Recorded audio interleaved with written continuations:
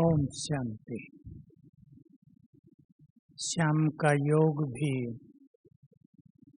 Second अमृत वेला ही है,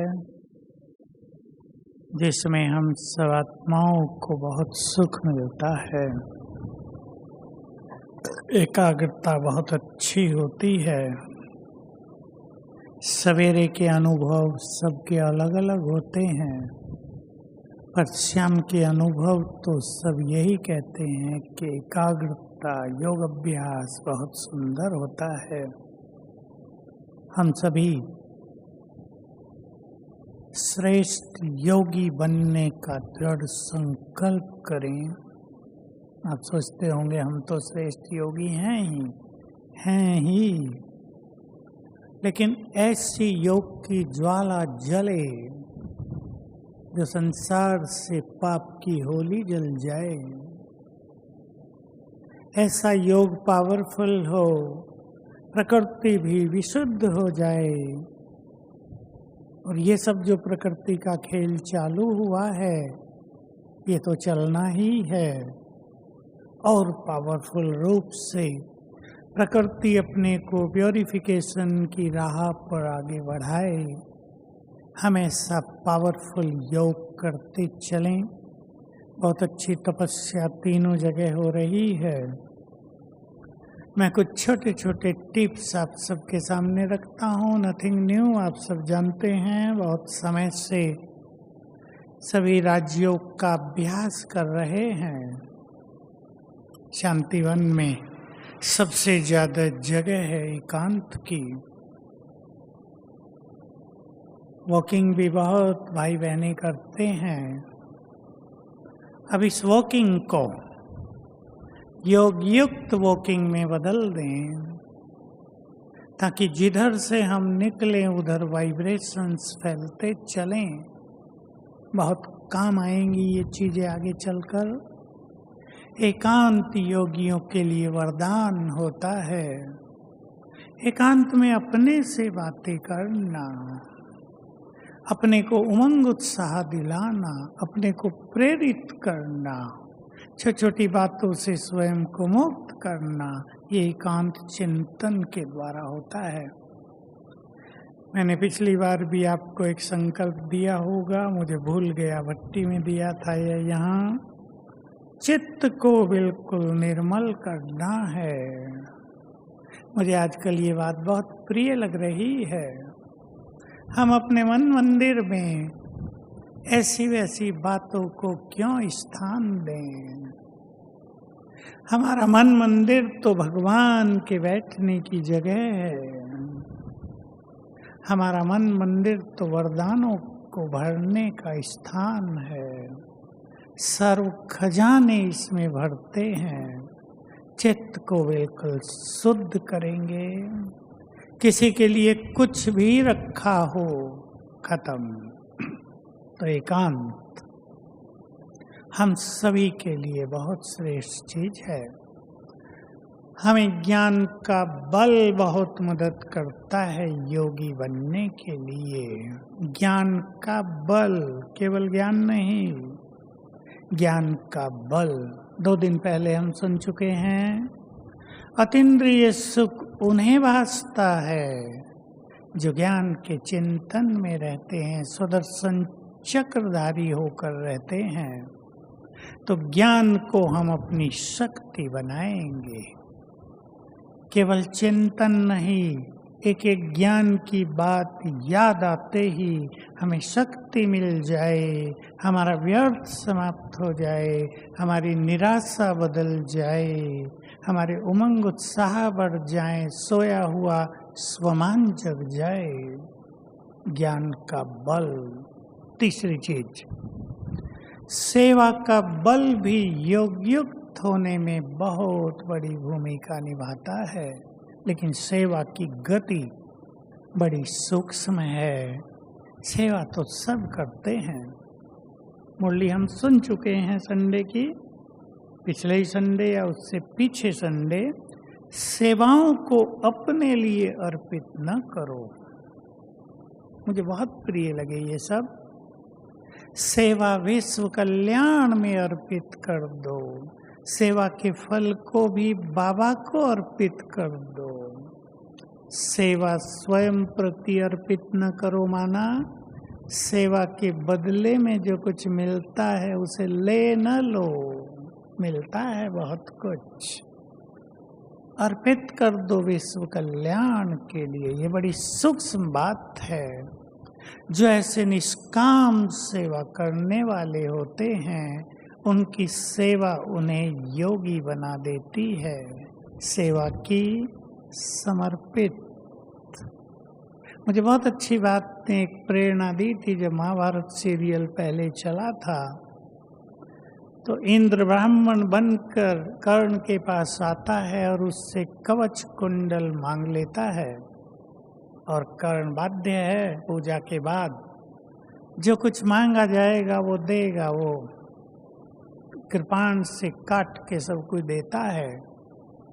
इंद्र कहता है आप महादानी हैं, दानवीर हैं, आपने बहुत बड़ा दान कर दिया है, इसके बदले में मैं तुम्हें कुछ देना चाहता हूँ।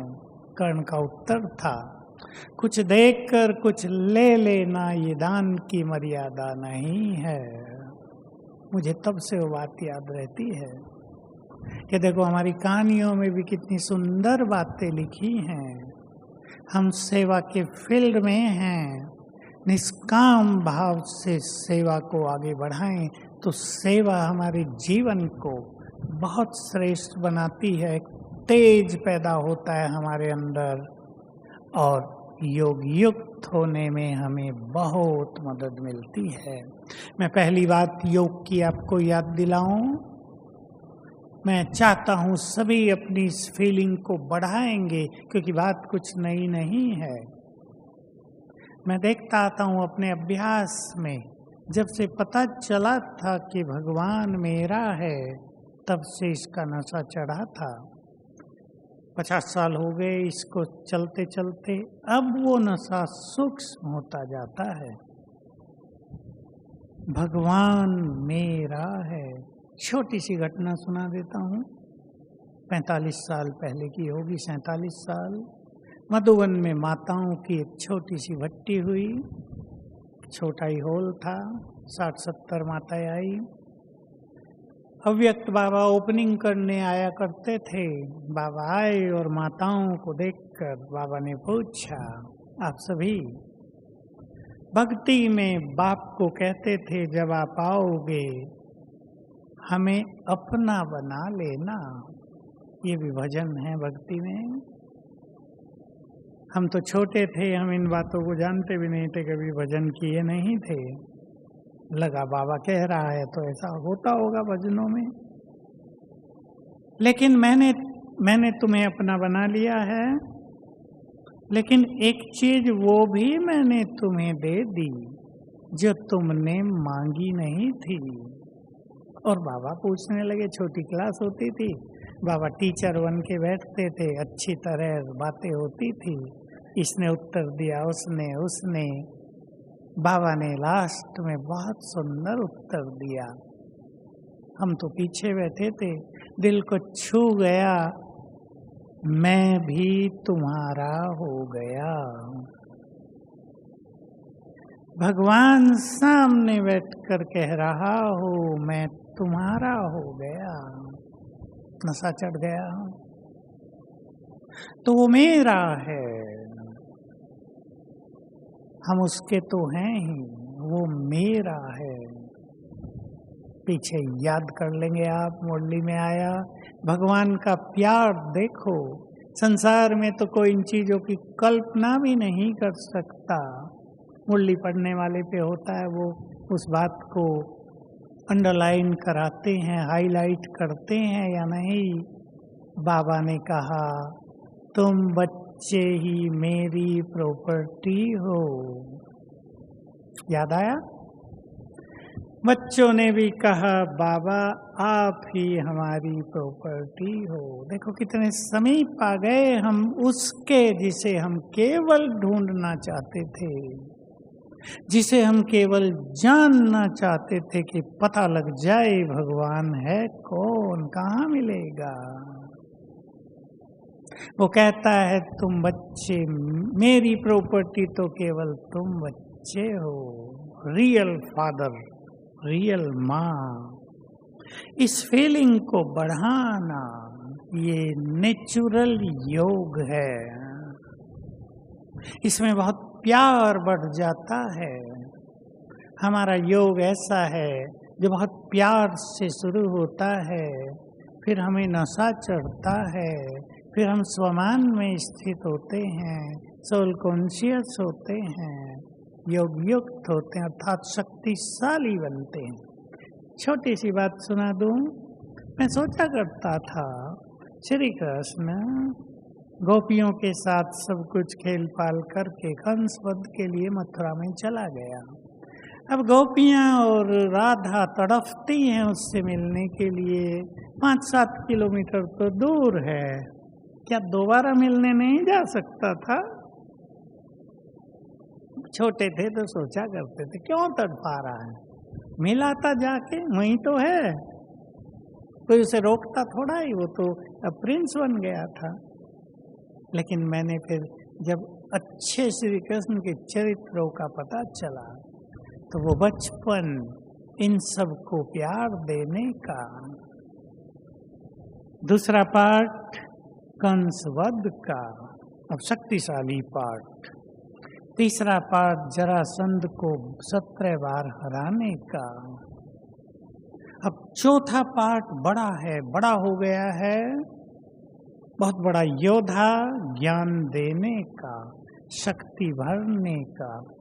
बाबा ने भी हमें सिखाया, केवल प्यार पे रोक नहीं दिया। प्यार बहुत हो बाबा से, लेकिन तुम्हें सोल कॉन्शियस भी होना है, तुम्हें स्वमानधारी भी होना है, तुम्हें संपूर्ण पावन भी बनना है, और तुम्हें बहुत शक्तिशाली भी बनना है। ये सब हमारे पिलर्स हैं। तो वो मेरा, हम उसके, बहुत समीपता का नाता, इसको हम अपने चिंतन में आगे बढ़ाएंगे। वो मेरा है, फील करें अभी, वो मेरा है तो उस पर मेरा अधिकार है।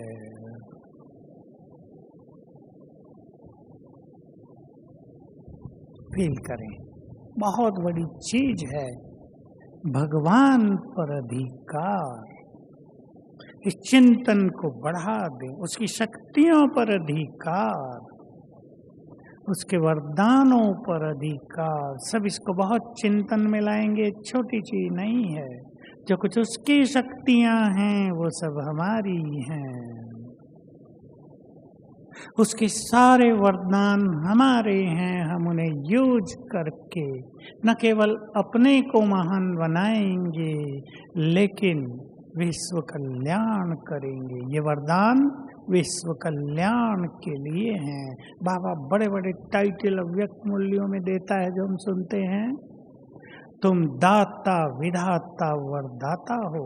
विधाता कह दिया अपने बच्चों को उसने। विधाता ब्रह्मा को माना जाता है। भगवान ने अपने बच्चों को, ब्रह्मा ने अपने बच्चों को भी अपने जैसा बना दिया। सभी इन बातों पे जितना गहन चिंतन करेंगे, ये एक एक चिंतन हमारे महान स्वरूप का निर्माण करेगा, छोटे से ऊंचाई तक ले जाएगा। मैं यहाँ बैठा तो बैठते मुझे याद आया बाबा का एक बहुत सुंदर स्वमान। जो बच्चे स्वमान की सीट पर सेट रहते हैं, ज्ञान सूर्य की किरणें उनकी छत्र छाया है। ज्ञान सूर्य की किरणें आ रही हैं, सिर के ऊपर छत्र छाया बन रही हैं। बहुत सुंदर योग की प्रैक्टिस है। तो योग अभ्यास में बाबा हमें बहुत बहुत बड़े स्वमानधारी बनाता है। हम स्वमानधारी होने पर फोकस करें। रटने की बात नहीं, मैं एक महान आत्मा हूँ, मैं पूर्वज हूँ, बहुत बड़ा स्वमान है हमारा। विश्व कल्याणकारी हूँ, बहुत उच्च कोटि का स्वमान है। इस देव देवी हूँ, छोटी बात नहीं। सोचो, बाबा संगम युग पर आकर क्या कर देता है, हमें इतना योग्य बना देता है कि 2 युग तक उसके संसार को ऐसा संभालते हैं कि उसे नीचे देखने की भी जरूरत नहीं पड़ती। चिंतन में लाएंगे सभी, है या नहीं धर्मपाल भाई? और पिछले 2 युग हमारी संगम युग की शक्तियों के आधार से हम संसार के सहारा बने रहते हैं। फिर 2 युग संभालते हैं संसार को। किसी को कुछ होता है तो कहाँ जाएंगे? कोई शिव के पास, कोई देवियों के पास, कोई विष्णु के पास।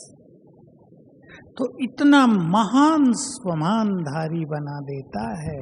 कहता है यहाँ दुआओं का खजाना इतना जमा करते रहो कि भक्ति में तुम्हारी मूर्तियों से सबको दुआएं मिलती रहेंगी।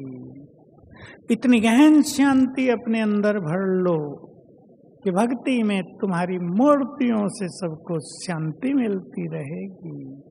अपने को इतना निष्काम और इच्छा मात्र विद्या बना दो, इतना सर्व खजानों से भरपूर कर लो कि भक्ति में तुम्हारे दर्शन करके लोगों की मनोकामनाएं पूर्ण होती रहेंगी। कितना ऊंचा उठाता है हम सबको वो, खुद बैक में हमें आगे कर देता है। हम जानते हैं भक्ति में भी जो कुछ होता है वो वही करता है, हम नहीं करते, हम तो जड़ मूर्ति हैं। लेकिन हमें निमित्त रखकर हमें इतना सम्मान देता है, हमें आगे कर देता है कि नाम तुम्हारा काम मेरा, नाम देवी का हो रहा है, काम देवी के द्वारा बाबा कर रहा है। हम अपने स्वमान को आगे बढ़ाते चलें। बहुत बड़ी प्राप्तियां हुई हैं। चिंतन जितना गहरा होगा स्थिति उतनी ही ऊंचाई पर जाएगी। सोल कॉन्शियसनेस की कुछ बातें आपको ध्यान में दिलाता हूँ, आप सब करते ही हैं। मुझे बाबा की पिछली अव्यक्त मुरली, पिछली साकार मुरली में ही एक वरदान में छोटी सी लाइन आई, मुझे बहुत भा गई है। उस दिन से 15 दिन पहले की बात होगी, मैं आपको याद भी दिलाई है, रोज रोज याद करेंगे। मैं आत्मा इस देह में अवतरित हुई हूँ विश्व कल्याण के लिए। अवतरित तो सभी हुए हैं अपने अपने देह में, लेकिन हम अवतरित हुए हैं विश्व कल्याण के लिए। प्रैक्टिस करेंगे सवेरे ही। सवेरे का समय इसलिए सुंदर है क्योंकि हमारा अंतर मन जगा रहता है। जो कुछ भर देंगे वही स्वरूप बन जाएगा। दूसरा अभ्यास, मैं 2 ही अभ्यास कह रहा हूं आपके समक्ष। मैं स्वराज्य अधिकारी हूँ। बहुत सुंदर प्रैक्टिस है, बहुत बड़ी प्रैक्टिस है। जो स्वयं पर राज करना जान जाते हैं भविष्य पर राज करेंगे, वे प्रकृति पर राज करेंगे। क्योंकि प्रकृति का भयानक खेल हमें देखना है, छोटा खेल नहीं। एक कोरोना ने ही मनुष्य को भयभीत कर दिया है, बहुत विकराल रूप इसका हो रहा है। ऐसा शत्रु जो दिखता नहीं है, वार कर रहा है। किधर से वार कर दे, कब किस पे आ जाए किसी को पता नहीं। अब दवाई निकल रही है, भारत में जल्दी निकल जाएगी तो बहुत सेफ हो जाएंगे। लेकिन हम ये न सोच ले, हम तो जानते हैं बाबा के बच्चे, नया सीन आ जाएगा। सरकारों ने अब भी हैंड्स अप कर दिया और आगे तो ऐसे सीन आएंगे, हाथ ऊपर कर देंगे, भाई कुछ नहीं हो सकता, अपने को खुद संभालो। जैसे अब कह दिया, अपने को संभालो। हम सभी जितने स्वमानधारी होंगे, मैं आपको याद दिला देता हूँ, पिछली बार भी मैंने कहा था, अपने चारों ओर शक्तिशाली आभा मंडल अवश्य निर्माण किया करें। 3 बार दिन में, 1-1 मिनट का काम है। मैं मास्टर सर्वशक्तिवान हूँ 7 बार करके, और मेरे चारों ओर लाल किरणों का शक्तिशाली आभामंडल बन गया, ओरा।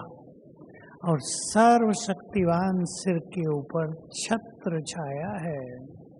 यहाँ भी बैठे 2 बार, तब शुरुआत में ये कर लें, दिन में कभी कर लें, बहुत सुंदर अनुभूति होगी। योग अभ्यास में हम सभी को एकाग्रता की बहुत जरूरत होती है। मन हमारा ज्यादा न भागे, सोल कॉन्शियसनेस से भी वो स्थिर होता है, तो स्वमान से भी, और हम एकाग्रता का अभ्यास करते रहें। कुछ देर ऐसा अभ्यास किया करें कि बाबा के अलावा हमें कुछ भी दिखाई नहीं दे रहा है, केवल तू ही तू। चलें अभी इसी अभ्यास के साथ समाप्त करेंगे। ओम शांति। Red light. केवल बाबा और उसकी संपूर्ण एनर्जी मुझ में समा रही है।